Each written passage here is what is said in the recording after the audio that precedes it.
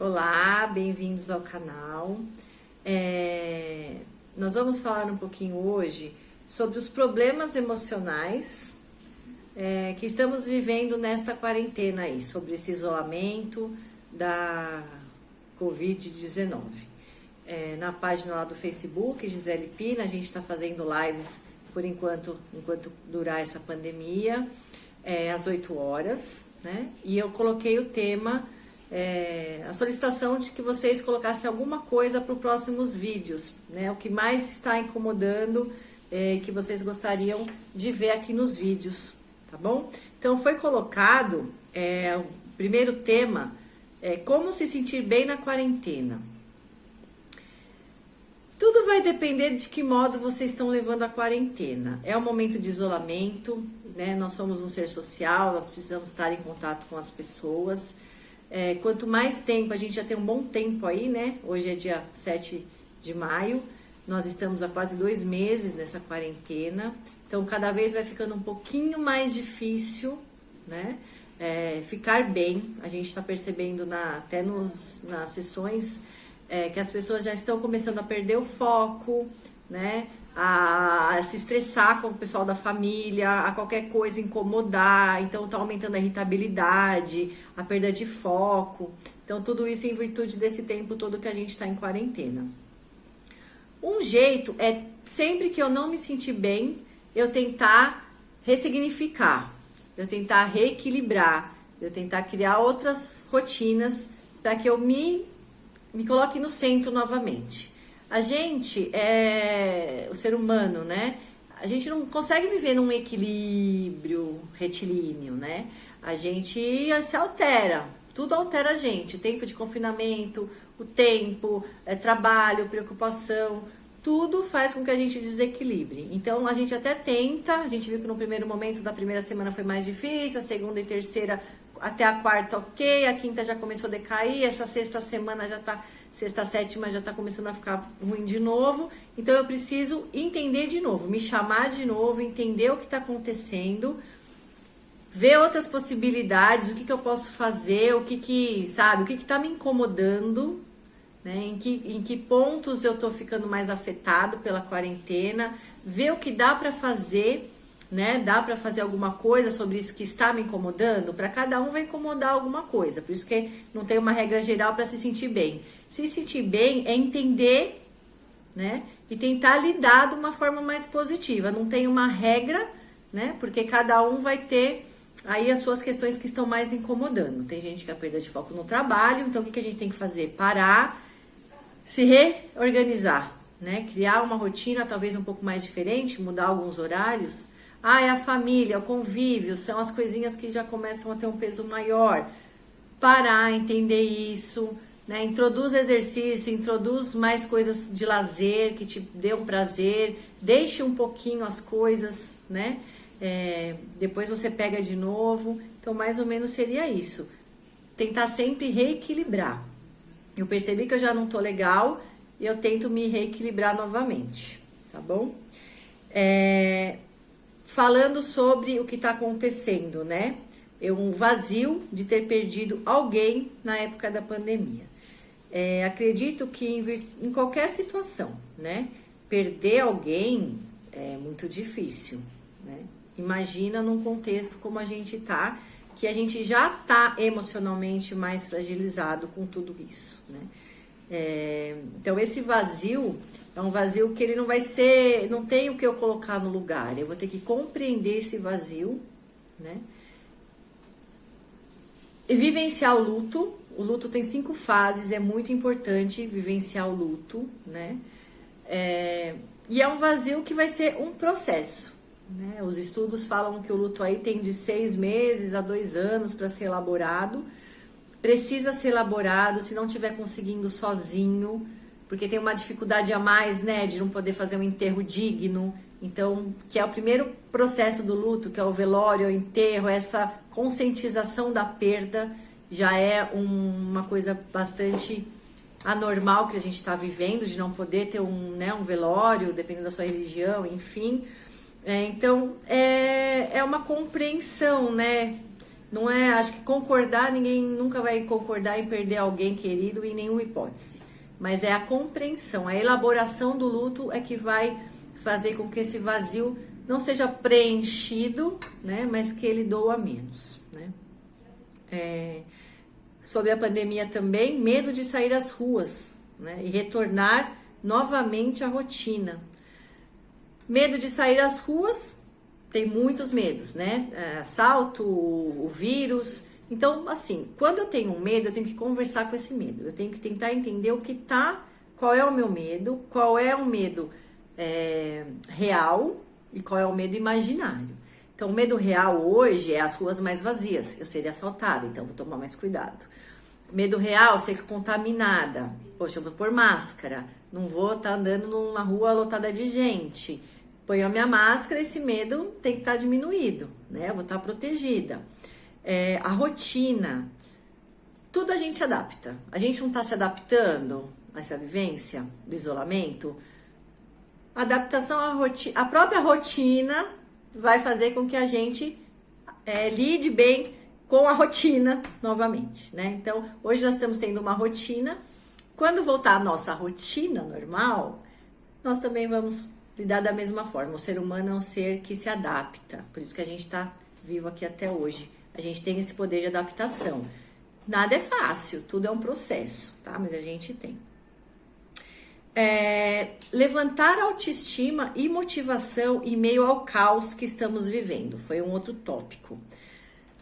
Claro, eu tô sem trabalhar, eu não posso sair. Então, assim, cuidado pessoal mesmo, seu cuidado pessoal, sua alimentação, você saber que você não está trabalhando hoje, ou hoje as coisas estão mais difíceis em virtude de uma situação, né? Não somos nós que estamos falhando, né? Ou estamos deixando de cumprir com as nossas obrigações. A gente foi obrigado, né? Foram cortadas nossas asinhas de poder sair, de poder trabalhar. Então, a autoestima tá ligada não é a aparência física, né? A autoestima é naquilo que eu sou capaz. Nós continuamos sendo capazes de fazer as mesmas coisas que nós fazíamos antes e mais ainda, né? Eu acho que passar por isso vai ser um grande aprendizado. Nós estamos tendo que ter muito autocontrole, né? É uma possibilidade desse momento a gente se trabalhar realmente a questão do que a gente pode. Olha quanta gente tá tendo que se virar, né? Mudar um monte de coisa aí para conseguir viver com o que a gente está tendo aí. Então, levantar autoestima e motivação em meio ao caos é sempre fazer essa avaliação de você mesmo. Saber que você não perdeu as suas características e as suas competências. E o que ajuda a gente é deixar o corpo em movimento, a mente em movimento. Tem gente que está lendo, né? Me indicaram livros que estão lendo, estão gostando. Então, quem está trabalhando, ok. Quem não está trabalhando, busca isso. Busca autoconhecimento, busca coisas que você não sempre quis fazer e nunca teve tempo. Isso ajuda você a se sentir capaz, tá? Motivação para buscar emprego novamente, aquilo ali, a própria necessidade vai ser a motivação. Por isso que eu falo, a gente não pode perder essa questão da nossa capacidade, de se sentir capaz, da autoestima, né? Não perdendo isso, a própria motivação vai ser a vontade louca de sair para trabalhar, a necessidade financeira, né? Entre outras coisas aí, mas eu acho que o básico é isso, a própria situação vai ser a nossa motivação. Métodos para pensamento negativos. Um pouco de tudo isso que eu falei agora, né? Vem um pensamento negativo, vem uma preocupação, eu tenho que trabalhar o que veio. Medo de sair na rua, eu tenho que trabalhar. Porque assim, o ser humano, ele já é direcionado para sempre pensar no pior, né? Porque, a grande maioria, graças a Deus, tem muita gente, admiro também quem consegue ser super mega positivo. E pensar no pior não é ser negativo, tá? É ser um pouco mais preocupado, né? Então, o método para pensamento negativo é trabalhar este pensamento. Este é o método. Pensar sobre o pensamento, né? Então, eu pego, ele vem esse pensamento negativo. O emprego. Não vou conseguir mais emprego. Pera, por que não vai conseguir mais emprego? Capacidade você tem. Né? Hoje você vai conseguir? Provavelmente não. Porém, vai lançando as sementes. Vai, porque depois que passar isso, todo mundo vai precisar de empregado novamente, as coisas vão começar a fluir. Então, um método para pensar sobre pensamento, para pensamentos negativos é pensar sobre esses pensamentos. Coisas positivas e coisas negativas. O que eu posso fazer ou não. Né? Mas a gente pensa só no negativo? Pensa porque é para nossa sobrevivência. O que tá bom eu não preciso pensar. Tá bom? Né? Então eu penso sobre aquilo que me incomoda. O bom não me incomoda. Né? As coisas ruins me incomodam. Então, se eu tô tendo pensamento negativo, eu tenho que ver qual é esse tipo de pensamento e trabalhar ele. Por que eu tô pensando isso? É real? É imaginário? Pode acontecer? Não pode? Tipo, vou sair na rua e vou ser sequestrada. Pensamento negativo, né? Tá, pera, então o que eu vou fazer com isso? Usar ele a seu favor. Eu vou me cuidar, né? Que fica muito amplo o pensamento negativo aí. Mas a gente põe coisas ruins, né? Outro tópico é família não consegue entender quando estamos maus. Assim, falta empatia, né? Falta respeito muitas vezes, falta amor, falta carinho, falta entendimento, falta compreensão. Todos nós estamos passando por momentos difíceis, então todo mundo fica mais intolerante. Normalmente a gente tá focado no trabalho, tá focado aquilo, então às vezes a gente não entende um problema ou não. Conversa, dialoga, né? Chama essa pessoa da sua família e fala, olha, vem aqui, você sabe pelo que eu tô passando, você já tentou se colocar no meu lugar? Eu me sinto assim, assim, assim, assim. Quando a gente fala como a gente se sente, sem atacar o outro, é uma forma do outro nos ver. Se eu não falo, o outro também não vai me entender. Né? Fica difícil ele entender se eu não expresso. Então, assim, se eles não entendem vocês, se vocês estão passando por alguma crise e o familiar não entende, porque aquilo ali, se eu não conheço, eu não entendo. Fica mais difícil de eu entender, né? Se eu não conheço a língua japonesa, eu olho aquilo ali, para mim não significa nada, né? Eu preciso ter um conhecimento, eu preciso me predispor a entender aquilo. Então, o modo, como é que uma pessoa vai me entender? Eu de boca fechada, eu de cara amarrada, eu trancada no meu quarto. Dificilmente, ela vai saber que tá acontecendo alguma coisa, mas, né? Eu chamo e converso, e aí vai do outro. Aí a gente não vai poder saber como a outra pessoa vai responder isso, mas a gente só pode fazer uma coisa, se colocar, chamar, olha, eu me sinto isso, isso, isso, assim, assim, assado, e você não, parece que não entende, não sei, então eu tô falando para você como eu me sinto. E aí eu gostaria que você agisse de tal forma para que eu ficasse um pouco melhor. Enfim, ninguém é obrigado a concordar com ninguém, mas o respeito precisa existir, né? Dentre tudo isso, foi colocada uma questão que tem e não também a ver com a pandemia, né? Que são os sintomas físicos da somatização. O que é somatização? No caso da questão da psicossomática que o pessoal fala, né? É a questão da minha mente, o que eu tenho na minha mente sobressair no meu corpo, mais ou menos isso, né?